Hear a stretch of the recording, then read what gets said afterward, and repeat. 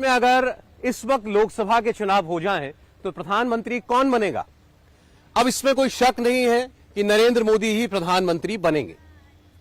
नरेंद्र मोदी को कितनी सीटें मिल सकती हैं, नरेंद्र मोदी को कितने वोट मिलेंगे, आज हम आपको यह भी बताएंगे। देश में जब भी कोई चुनाव होता है तो सर्वे होते हैं, उन सर्वे का एक सैंपल साइज होता है और ये बड़ा महत्वपूर्ण होता है, लेकिन असली सैंपल साइज होता है जनता का वोट, और असली सर्वे भी इसी सैंपल के साथ किया जाता है।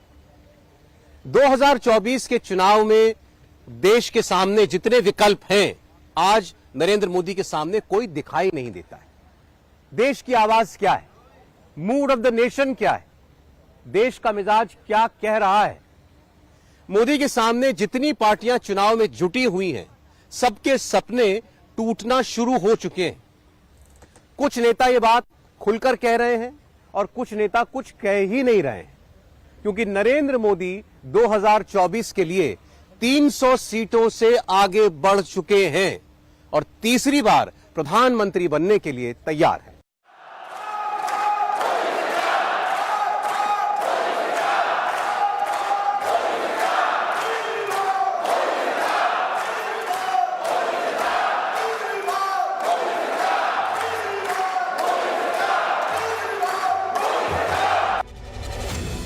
क्या बार बार मोदी सरकार ही आएगी? क्या बार बार राहुल गांधी की हार ही होगी? नरेंद्र मोदी की हैट्रिक तय है। अब दुनिया की कोई ताकत नहीं जो मोदी को हरा सकती है। नरेंद्र मोदी के पास ऐसे करोड़ों वोटर हैं जो मोदी के भक्त नहीं हैं, लेकिन मोदी के पक्के सपोर्टर हैं। ये वो वोटर हैं जो मोदी की रैली में नहीं आते, लेकिन जब ईवीएम खुलता है तो मोदी के नाम पर बटन दबा देते हैं। मोदी का ये वो वोटर है जो 5 साल के 1824 दिन साइलेंट रहता है, और जब वोटिंग का एक दिन आता है तो वो मोदी के नाम पर बटन दबा देता है। इसी वोटर की वोटिंग को अशोक गहलोत अंडर करंट समझ बैठे थे, लेकिन वो अंडर करंट मोदी के लिए था।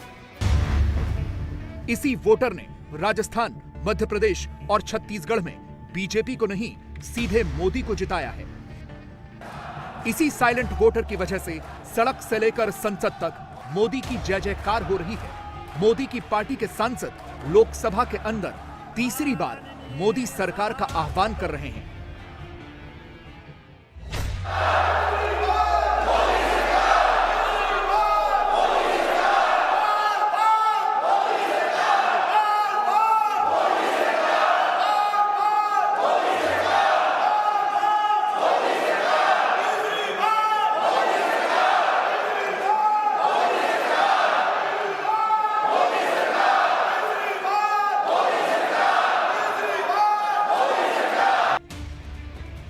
मोदी के इस साइलेंट वोटर की ताकत क्या है और इसने कैसे कांग्रेस को बुरी तरह से हराया है, यह जानने से पहले देखिए कि नरेंद्र मोदी ने राहुल गांधी को प्रधानमंत्री बनने के लिए कौन सा फॉर्मूला दिया। 2024 के चुनाव के लिए मोदी ने राहुल गांधी को कौन सी गोल्डन अपॉर्चुनिटी दे दी। इंडिया अलायंस के लिए मोदी ने क्यों कहा कि निराश होने की जरूरत नहीं है। मोदी ने राहुल गांधी को मोहब्बत का कौन सा पाठ पढ़ाया, कौन सी नफरत छोड़ने की सलाह दी। अगर मैं वर्तमान चुनाव नतीजों के आधार पर कहूं तो जो विपक्ष में बैठे हुए साथी हैं, ये उनके लिए गोल्डन अपॉर्चुनिटी है। हर किसी का भविष्य उज्जवल है, निराश होने की जरूरत नहीं है।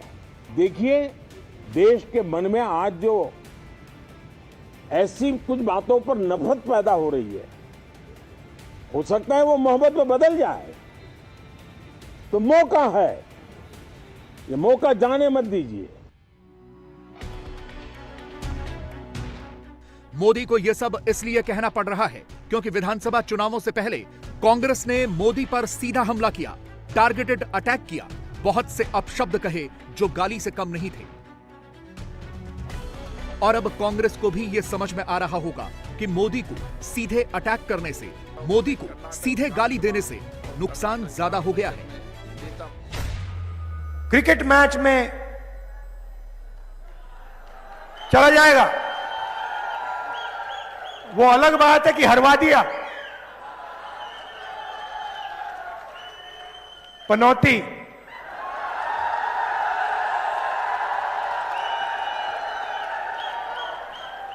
पीएम मतलब पनौती मोदी।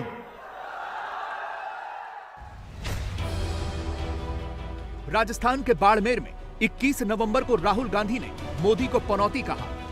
25 नवंबर को राजस्थान में वोटिंग हुई और 3 दिसंबर को जब नतीजे आए तो कांग्रेस 69 सीटों पर सिमट गई और 115 सीटों के साथ बीजेपी को पूर्ण बहुमत मिल गया। जिस बाड़मेर में राहुल गांधी ने मोदी को पनौती कहा था, वहां 7 में से कांग्रेस को सिर्फ 1 सीट मिली, बाकी की 4 सीटें बीजेपी और 2 निर्दलियों ने जीती। यानी मोदी को गाली देने का कांग्रेस को सीधा घाटा हो रहा है, लेकिन कांग्रेस ये समझ नहीं पा रही। हर चुनाव से पहले कांग्रेस सीधे मोदी पर पर्सनल अटैक करती है और उसे बड़ा नुकसान उठाना पड़ता है। इस बार भी यही हुआ है। छत्तीसगढ़ और राजस्थान में कायदे से तो राहुल गांधी को अपनी सरकारों के कामकाज गिनाने चाहिए थे। उन्हें अपनी सरकार का 5 साल का परफॉर्मेंस रिपोर्ट जनता को देना चाहिए था, लेकिन राहुल गांधी ने इसके बजाय फोकस सीधे नरेंद्र मोदी पर रखा। कई रैलियों में अपशब्दों का इस्तेमाल किया। मोदी पर अडानी का नाम लेकर सीधे भ्रष्टाचार के आरोप लगाने की कोशिश की। मोदी को नफरत फैलाने वाला तक बताया। और ऐसा नहीं है कि कांग्रेस ने मोदी के खिलाफ यह अपशब्दों वाला कैंपेन चुनाव से ठीक पहले लॉन्च किया हो। वो लगातार सोशल मीडिया पर मोदी पर हमलावर है, पर्सनल अटैक करती है, जबरदस्ती मोदी और उद्योगपति गौतम अडानी को दोस्त बताती है और ये दिखाने की कोशिश करती है कि मोदी की वजह से अडानी का फायदा हो रहा है। इसी मुद्दे पर कांग्रेस संसद भी जाम कर चुकी है और यही सब कुछ कांग्रेस ने विधानसभा के चुनावों में भी किया। नतीजा यह हुआ कि कांग्रेस बुरी तरह से हार गई। जिस छत्तीसगढ़ में उसकी श्योर शॉट जीत मानी जा रही थी, वहां भी हार गए। कांग्रेस के कहे हुए अपशब्दों को मोदी अपने पक्ष में भुनाने में सफल होते हैं और इस बार भी हुए हैं। मोदी ने कांग्रेस की दी हुई गालियों का हार बना दिया और जनता को यकीन दिला दिया कि मैं तो आपके लिए गालियां भी खा रहा हूं। मेरे परिवारजनों, 2014 में आपने मुझे देश की सेवा के लिए दिल्ली भेजा था। उसके बाद साल दर साल हर रोज कांग्रेस की नफरत दिनों दिन पारा चढ़ता ही जाता है। आपने देखा होगा, पहले जो 2 गाली देते थे वो 20 गाली दे रहे हैं। जो पहले 5 गाली देते थे वो आज मोदी को 50 गाली दे रहे हैं। ये गालियां मैं खाता हूं आपके लिए, ये नफरत मैं झेलता हूं आपके लिए, क्योंकि आप सर उठा करके जिए, अपने सपनों को पूरा करने के लिए आगे बढ़े, इसलिए गालियां मोदी खा रहा है, ये नफरत मोदी झेल रहा है।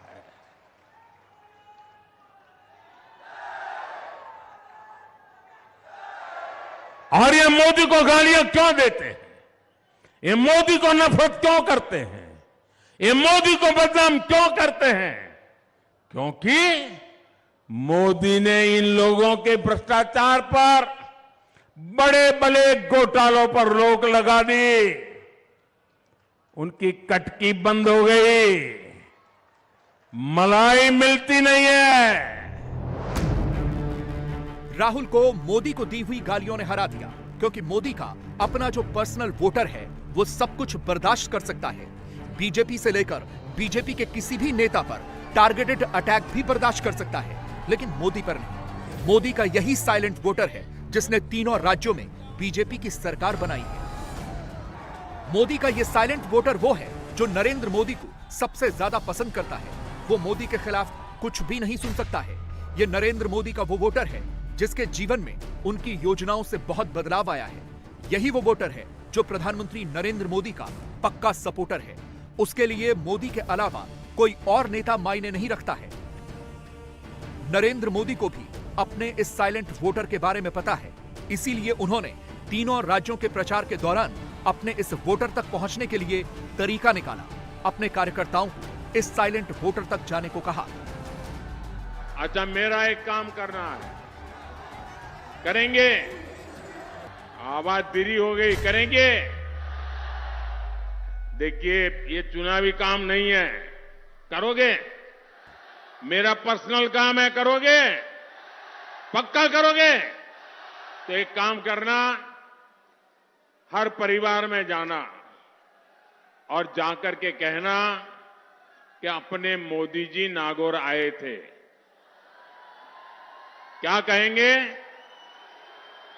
पीएम मोदी आए थे ऐसा नहीं कहना है, अपने मोदी जी नागौर आए थे और मोदी जी ने आपको प्रणाम भेजा है। मेरा प्रणाम पहुंचा देंगे, हर घर में मेरा प्रणाम पहुंचा देंगे। जब परिवार में मेरा प्रणाम कहेंगे, परिवार में मेरा राम राम कहेंगे, परिवार में मेरा नमस्ते कहेंगे, तो परिवार मुझे आशीर्वाद देगा। मोदी के इस साइलेंट वोटर ने काम करके दिखा दिया। तीनों ही राज्यों के वोट परसेंटेज इसकी गवाही दे रहे हैं। 2018 में मध्य प्रदेश में बीजेपी को सिर्फ 41% वोट मिले थे। इस बार साइलेंट वोटर की वजह से बीजेपी 48.5% के पार चली गई। इसी तरह से छत्तीसगढ़ में 2018 में बीजेपी को सिर्फ 33% वोट मिले थे। इस बार मोदी के इस वोटर की वजह से 13% ज्यादा वोट मिले और आंकड़ा 46% के पार हो गया।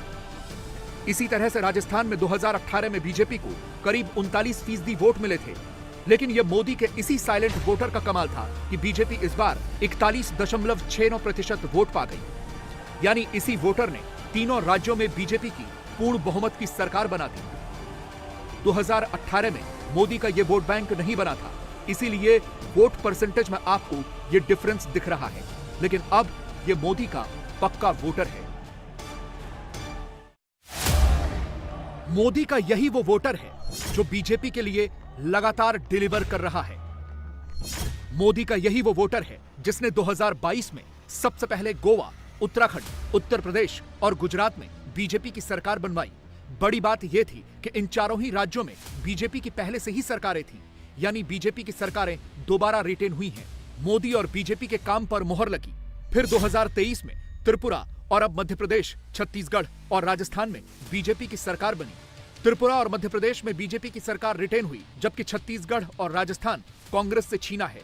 यानी बीजेपी जहां है वहां वो दोबारा भी आ रही है, जबकि कांग्रेस जिस राज्य में है वो दोबारा नहीं आ पा रही। हालांकि इस दौरान कांग्रेस ने बीजेपी से 2 राज्य जरूर छीने हैं, हिमाचल प्रदेश और कर्नाटक। लेकिन वहां बीजेपी की सरकार जाने के कारण दूसरे थे। उन कारणों पर फोकस करने से पहले जरा इस वक्त देश के नक्शे पर बीजेपी और उसके सहयोगियों की सरकार की मौजूदा स्थिति देख लीजिए। बीजेपी के लिए इससे सुखद स्थिति और क्या होगी कि लोकसभा चुनाव से ठीक पहले बीजेपी का शासन 58% क्षेत्रफल और 57% पॉपुलेशन पर हो गया है, जबकि 41% क्षेत्रफल और 43% जनसंख्या पर नॉन बीजेपी पार्टियों का शासन है।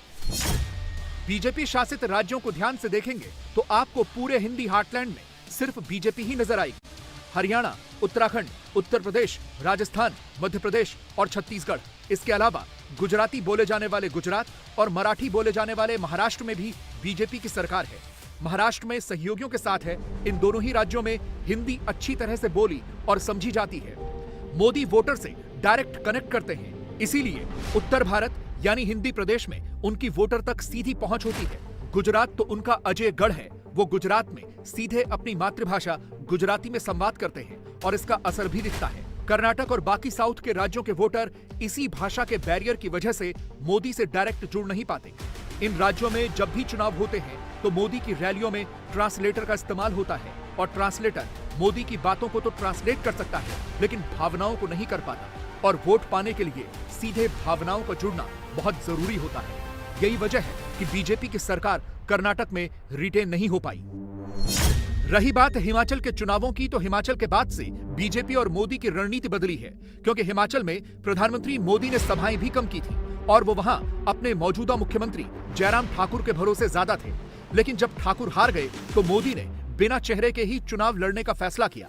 आगे के चुनावों यानी राजस्थान, मध्य प्रदेश और छत्तीसगढ़ में किसी को मुख्यमंत्री घोषित नहीं किया, यहां तक कि मध्य प्रदेश के मौजूदा मुख्यमंत्री शिवराज सिंह चौहान को भी नहीं। पूरी चुनावी कैंपेन में मोदी ही फेस थे और उन्हीं के चेहरे पर बम्पर वोट पड़ा।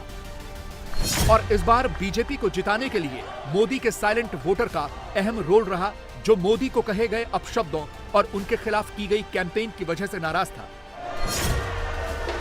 वैसे कांग्रेस मोदी के लिए हर चुनाव से पहले ऐसे ही गाली गलौच और अपशब्दों का इस्तेमाल करती रही है और हर बार मुंह की खाती है, हर बार हारती है।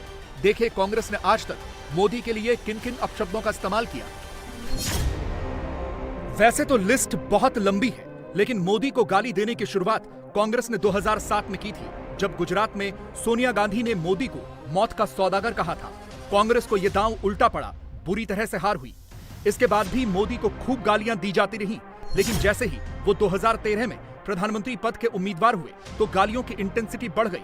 2013 में जयराम रमेश, रेणुका चौधरी और सलमान खुर्शीद जैसे बड़े बड़े कांग्रेस नेताओं ने मोदी को अपशब्द कहे, लेकिन 2013 में जब मणिशंकर अय्यर ने मोदी को चाय बेचने वाला बताया तो मोदी ने उसे अपने पक्ष में ऐसा भुनाया कि कांग्रेस चुनाव हार गई। ये दौर इसके बाद भी चलता रहा।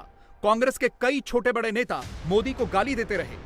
फिर 2019 के लोकसभा चुनाव से पहले कांग्रेस ने प्रधानमंत्री के लिए चौकीदार चोर है कहना शुरू किया। चौकीदार चोर है का स्लोगन राहुल ने ही दिया, बार बार लोगों से वही डायलॉग रिपीट करवाया, खुद कहा, दूसरों से कहलवाया, लेकिन 2019 कांग्रेस बुरी तरह से हार गई। ये सब कहना चौकीदार, उसको आप आस्ते से कहो चौकीदार, चौकीदार, चौकीदार। जैसे भी कहना है आप चौकीदार बोलो, दूसरे साइड से पता लगेगा चोर है। यह है कांग्रेस पार्टी का कमाल। मोदी को गाली देने की यह लिस्ट बहुत लंबी है। हकीकत यह है कि जब भी मोदी को अपशब्द कहे गए वो और ज्यादा मजबूत होकर निकले। वो हर बार जीते हैं और अपने को दी गई गालियों को उन्होंने खूब भुनाया भी है। अपने इसी साइलेंट वोटर के बीच जाकर भुनाया है। और मोदी का ये पर्सनल और साइलेंट वोटर जब मोदी के मुंह से ये सब सुनता है तो वो अपनी हमदर्दी वोट के जरिए दिखाता है। मोस्ट स्टूपिड पीएम कहा गया। दुनिया का सबसे stupid prime minister Narendra Modi ji. Narendra Modi is the most stupid prime minister of the world. मुझे कहा गया जवानों के खून का दलाल है। जिन्होंने हिंदुस्तान के लिए सर्जिकल स्ट्राइक किया है, उनके खून के पीछे आप छुपे हुए हो, उनकी आप दलाली कर रहे हो। इनके प्रेम की डिक्शनरी से मेरे लिए गद्दाफी, मुसोलिनी, हिटलर ऐसे शब्द भी चलते ही रहते हैं। मैं कर्नल गद्दाफी, मुसोलिनी, हिटलर, चौथा नाम है श्री नरेंद्र मोदी। इनके बड़े बड़े नेताओं ने मुझे मानसिक तौर पर बीमार बताया, नीच आदमी बताया।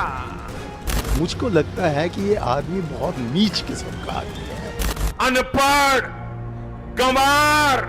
वो मोदी जैसे अनपढ़ गंवार के बारे में जान के उनको क्या मिलने वाला है? निकम्मा, नशेड़ी, औरंगजेब से भी क्रूर तानाशाह। जैसा हिटलर जर्मनी में किया वैसा मोदी जी आज हिंदुस्तान में करना चाहते हैं। कांग्रेस और विपक्ष हर बार मोदी को गाली देता है और हर बार हारता है। पहले से और बुरी तरह से हारता है, लेकिन कांग्रेस फिर भी सुधरने का नाम नहीं लेती। यह सब भुलाकर मोदी एक बार फिर से लोकतंत्र के लिए एक साथ काम करने का आह्वान कर रहे हैं। कांग्रेस और विपक्ष को कह रहे हैं कि अभी भी वक्त है, सकारात्मक या पॉजिटिव राजनीति कर लीजिए, हो सकता है कि जनता वोट दे दे। अगर मैं वर्तमान चुनाव नतीजों के आधार पर कहूं तो जो विपक्ष में बैठे हुए साथी हैं, ये उनके लिए गोल्डन अपॉर्चुनिटी है। इस सत्र में पराजय का गुस्सा निकालने की योजना बनाने के बजाय इस पराजय में से सीख करके पिछले 9 साल से चलाई गई नकारात्मकता की प्रवृत्ति को छोड़ करके इस सत्र में अगर सकारात्मकता के साथ आगे बढ़ेंगे तो देश उनके तरफ देखने का दृष्टिकोण बदलेगा, उनके लिए एक नया द्वार खुल सकता है। और वो विपक्ष में है तो भी उनको एक अच्छी एडवाइस दे रहा हूं कि आइए सकारात्मक विचार लेकर के आइए। अगर हम 10 कदम चलते तो आप 12 कदम करके फैसला लेकर के आइए। हर किसी का भविष्य उज्जवल है। निराश होने की जरूरत नहीं है, लेकिन कृपा करके बाहर के पराजय का गुस्सा सदन में मत उतारना। हताशा निराशा होगी, आपके साथियों को आपका दम दिखाने के लिए कुछ न कुछ करना भी पड़ेगा, लेकिन कम से कम लोकतंत्र के इस मंदिर को वो मंच मत बनाइए। और अभी भी मैं कहता हूं, मैं मेरे लंबे अनुभव के आधार पर कहता हूं कि थोड़ा सा अपना रुख बदलिए, विरोध के लिए विरोध का तरीका छोड़िए, देश हित में सकारात्मक चीजों का साथ दीजिए, अच्छी उसमें जो कमियां हो उसकी डिबेट कीजिए। आप देखिए देश के मन में आज जो ऐसी कुछ बातों पर नफरत पैदा हो रही है, हो सकता है वो मोहब्बत में बदल जाए, तो मौका है, ये मौका जाने मत दीजिए। देश की नई संसद के बाहर से कही गई इन बातों का भी कांग्रेस और बाकी विपक्ष पर कोई फर्क नहीं पड़ा। जैसे ही विंटर सेशन के पहले दिन पार्लियामेंट बैठी, लोकसभा में विपक्षी सांसदों ने फिर से हंगामा करना शुरू कर दिया और पूरे दिन लोकसभा को स्थगित करने का खेल चलता रहा। नो, सदन में प्ले कार्ड नहीं चलेगा। आप अगर सदन चलाना नहीं चाहते तो सदन नहीं चलेगा, लेकिन यह तय है कि इस नए भवन के अंदर प्ले कार्ड नहीं चलेगा। सदन की कार्रवाई 12 बजे तक के लिए स्थगित की जाती है। इसी नकारात्मक पॉलिटिक्स को दूर करने की बात नरेंद्र मोदी कर रहे हैं, लेकिन विपक्ष को इससे फर्क नहीं पड़ रहा। उसे लगता है कि चुनावी साल आ रहा है तो मोदी का विरोध और तेज कर देना चाहिए। सोच सही भी है, विपक्ष का काम ही विरोध करना होता है, लेकिन नेगेटिव विरोध नहीं। और ये विपक्ष फिलहाल तो यही कर रहा है और 24 के वोटों का अभी से नुकसान कर रहा है। जब युद्ध होता है तो पहले सेना तैयार की जाती है, जब मैच होता है तो टीम तैयार होती है। देश के इलेक्शंस में जो बेहतर टीम साबित होगी वही जीतेगी, और नरेंद्र मोदी देश के चुनावों में सर्वश्रेष्ठ कप्तान साबित हुए हैं। अब नरेंद्र मोदी की टीम में 3 नए प्लेयर्स की एंट्री होनी है, 3 स्पॉट खाली हैं। मध्य प्रदेश, राजस्थान और छत्तीसगढ़ के नए मुख्यमंत्री चुने जाने हैं, लेकिन इस सिलेक्शन का क्राइटेरिया क्या होगा? क्राइटेरिया योगी आदित्यनाथ वाला होगा। मतलब नरेंद्र मोदी को अपनी टीम में योगी आदित्यनाथ जैसे 3 और प्लेयर्स चाहिए, जो 2024 के चुनाव में सनातन का वोट एक मुश्त उनके पाले में लाकर उन्हें 400 सीटें जिता सके। बाकी बातें इस रिपोर्ट में।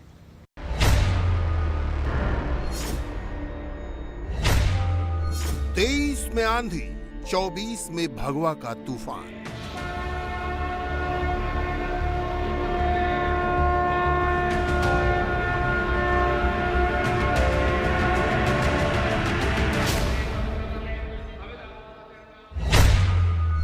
हिंदू वोट का रिमोट, 24 में बम्पर वोट।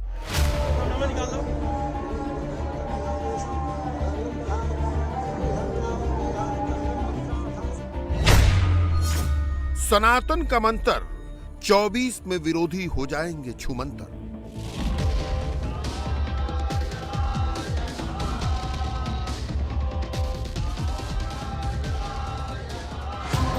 मोदी ने 23 में मंदिर को वोट का रिमोट बनाया और सनातनियों ने बम्पर बटन दबाया।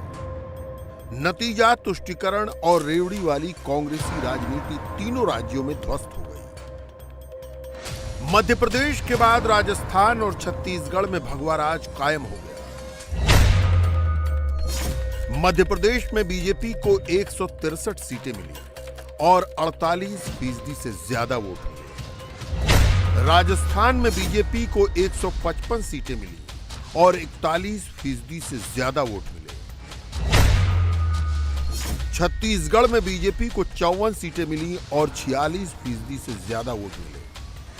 देश देख रहा है, देश देख रहा है, एक अकेला कितनों को भारी पड़ रहा है, एक अकेला कितनों को भारी पड़ रहा है। 23 का इंपैक्ट 24 में क्या होगा? मोदी 300 से 400 सीट का सफर कैसे तय करेंगे?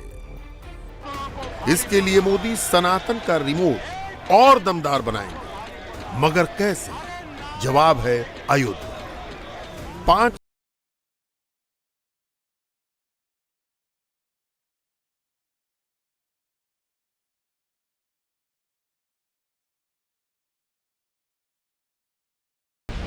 24 के चुनावी महायज्ञ में राम मंदिर का जब उद्घाटन होगा, सनातनियों की भावनाओं का ज्वार आसमान पर होगा। जब 22 जनवरी को मोदी राम मंदिर का उद्घाटन करेंगे तो भगवा तूफान की लहर कितनी प्रचंड होगी, इसका अंदाजा लगाना मुश्किल नहीं है। वहां सनातन के सबसे बड़े ब्रांड योगी महाराज भी होंगे, जिनकी देखरेख में राम मंदिर साकार हो रहा।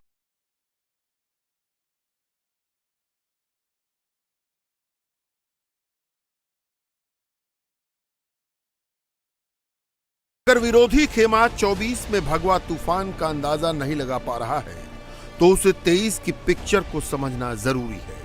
23 में मोदी जहां भी प्रचार करने गए, वहां लोकल वोटर से कनेक्ट करने के लिए स्थानीय देवता के आगे नतमस्तक होना नहीं भूले। मोदी ने राजस्थान में 17 रैलियां की और 119 विधानसभा सीटों को कवर किया। मोदी ने हर रैली से पहले स्थानीय मंदिर में जाकर आशीर्वाद दिया। चित्तौड़गढ़ के सांवरिया सेठ मंदिर और डूंगरपुर के मावजी महाराज मंदिर गए। उन्होंने मंदिर को वोट का रिमोट बनाया। मोदी ने 119 विधानसभा सीटों पर प्रचार किया। 74 सीटों पर बीजेपी को जीत मिली।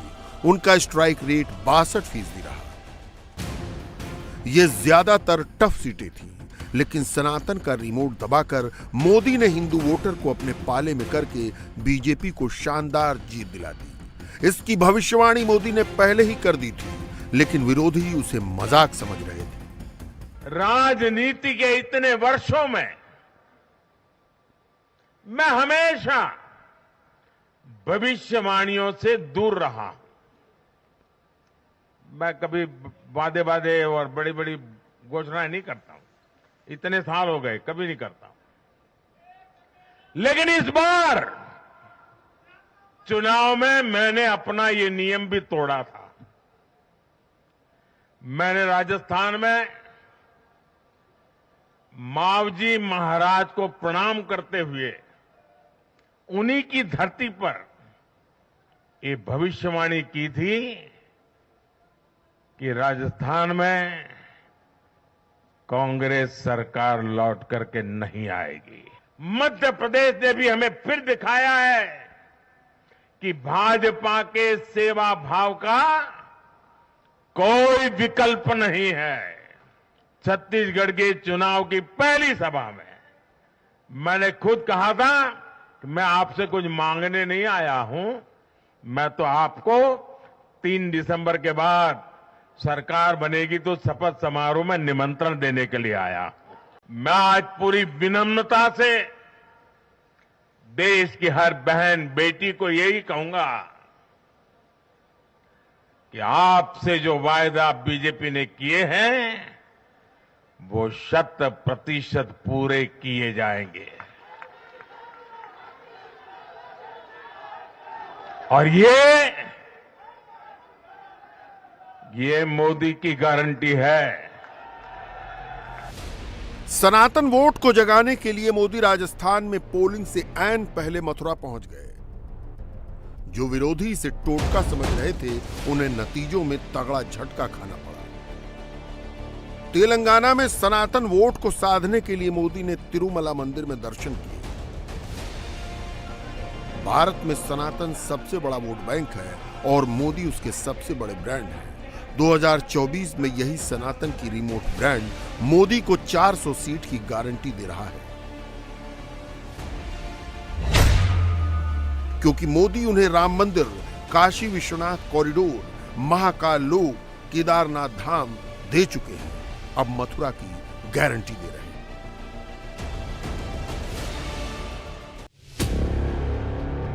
मोदी का काम सनातन की पिच पर ओपनिंग का है तो योगी का काम फिनिशिंग का है। देश में योगी जैसा फिनिशर किसी और पार्टी के पास नहीं है। मध्य प्रदेश में योगी आदित्यनाथ ने 29 सीटों पर प्रचार किया। बीजेपी 22 सीट जीती। योगी का स्ट्राइक रेट 85% रहा। जय श्री राम, जय श्री राम, जय श्री राम। राजस्थान में योगी का स्ट्राइक रेट 100% रहा। छत्तीसगढ़ में करीब 92% रहा। 2024 में राम मंदिर पब्लिक के लिए खोले जाने के बाद योगी का स्ट्राइक रेट कितना होगा, इसका अंदाजा लगा सकते हैं। प्रधानमंत्री मोदी जी के नेतृत्व और उनके मार्गदर्शन में जनता जनार्दन ने प्रधानमंत्री मोदी जी के नेतृत्व को स्वीकारा है, उनके डेवलपमेंट के मॉडल को, गरीब कल्याणकारी योजनाओं को और भारत की छवि को वैश्विक मंच पर स्थापित करने के उनके प्रयासों को हर एक स्तर पर पब्लिक ने स्वीकारा है।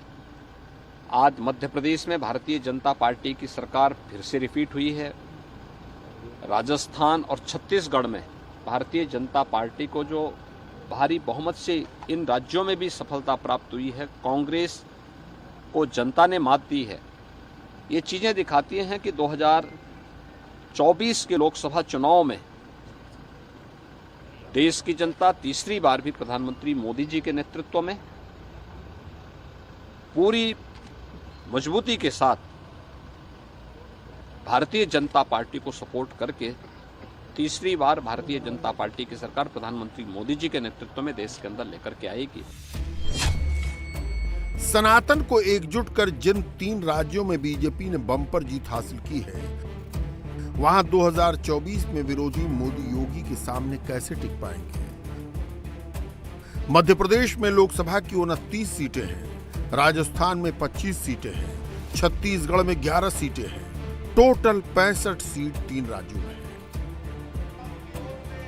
23 में ही मोदी योगी ने यहां 24 का खेल सेट कर दिया है। सनातनियों ने मोदी को 24 में जीत की हैट्रिक की गारंटी दे दी है। अब सवाल है कि 23 के नतीजे देखने के बाद 24 में विपक्ष क्या सरेंडर कर देगा? अगर लड़ेगा तो किस मुद्दे पर लड़ेगा? मोदी के राजनीति शास्त्र का नया नक्शा तैयार हो चुका है। इस नक्शे में मोदी अलग अलग स्पॉट के लिए अलग अलग रिक्रूटमेंट कर रहे हैं, अलग अलग डेवलपमेंट कर रहे हैं। प्रदेश की राजधानियों में कमान कौन संभालेगा, सब ऑन पेपर है। पन्ना प्रमुख से लेकर प्रदेश प्रभारी तक सबके मोबाइल में ये पूरा पॉलिटिकल मैप होगा। कहां क्या रिसोर्स लगेगा, क्या फोर्स लगेगा, एक एक चीज तय हो रही है। मोदी 2024 के लिए एक बहुत जोशीली टीम तैयार कर रहे हैं और इस राजनीतिक नक्शे में सबका रोल तय कर रहे हैं। मोदी 2024 कैसे लड़ेंगे, इसकी एक झलक आपको इस रिपोर्ट से मिल जाएगी। क्या अब मोदी 303 सीट से आगे बढ़ गए हैं? क्या बीजेपी के लिए जीत की गारंटी हो गए हैं मोदी? क्या केसीआर की हार के बाद थर्ड फ्रंट का फॉर्मूला फेल? क्या अब 2024 की लड़ाई सीधे मोदी और राहुल के बीच होगी? 2024 लोकसभा चुनाव का सेमीफाइनल कहे जाने वाले 5 राज्यों में से 3 मध्य प्रदेश, राजस्थान और छत्तीसगढ़ में बीजेपी ने जोरदार जीत दर्ज की है। इस जीत ने एक बार फिर से बता दिया है कि जनता के बीच मोदी मैजिक बरकरार है। वहीं तेलंगाना में बीआरएस की हार से केसीआर का थर्ड फ्रंट का सपना भी टूट गया है। अब ये तय है कि 2024 की लड़ाई अब मोदी बनाम राहुल होने जा रही है। कहा जा रहा है कि 3 राज्यों में जीत के बाद मोदी अब 303 सीट से भी आगे बढ़ गए हैं। इसकी वजह भी है 2019 के लोकसभा चुनाव से पहले बीजेपी इन 3 राज्यों में चुनाव हार गई थी।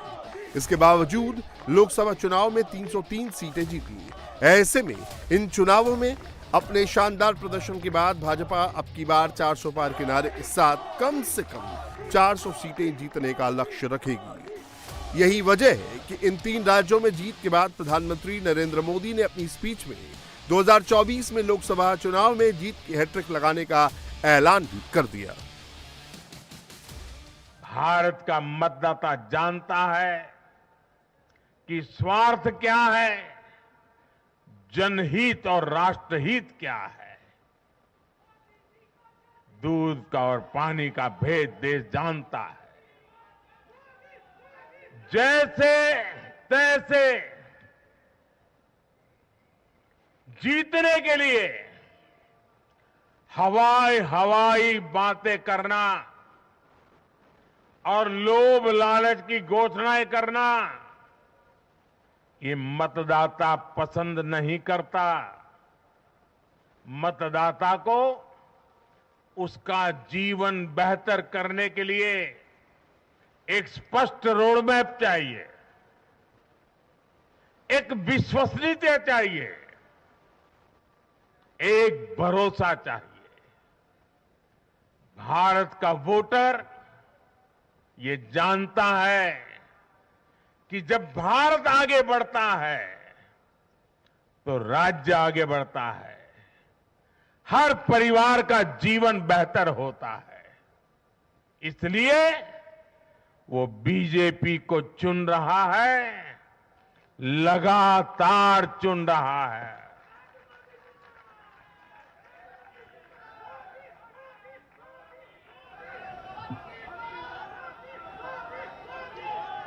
और कुछ लोग तो कह रहे हैं कि आज की इस हैट्रिक ने 24 की हैट्रिक की गारंटी दे दी है। 2019 में बीजेपी ने 12 हिंदी भाषी और पश्चिमी राज्यों की 299 लोकसभा सीट में से 227 सीटों पर जीत दर्ज की थी, यानी अभी भी 72 सीटों पर गुंजाइश बाकी है। इन राज्यों में यूपी, बिहार, मध्य प्रदेश, राजस्थान, छत्तीसगढ़, दिल्ली, झारखंड, हिमाचल, उत्तराखंड, गुजरात और महाराष्ट्र शामिल हैं। यह स्थिति तब थी जब 2019 के लोकसभा चुनाव से पहले बीजेपी को मध्य प्रदेश, राजस्थान और छत्तीसगढ़ विधानसभा चुनाव में हार का सामना करना पड़ा था। ऐसे में 2024 से पहले ये जीत बीजेपी के लिए बहुत मायने रखती है, यानी जो 10% सीटें बीजेपी नहीं जीती थी उसे भी अब जीता जा सकता है।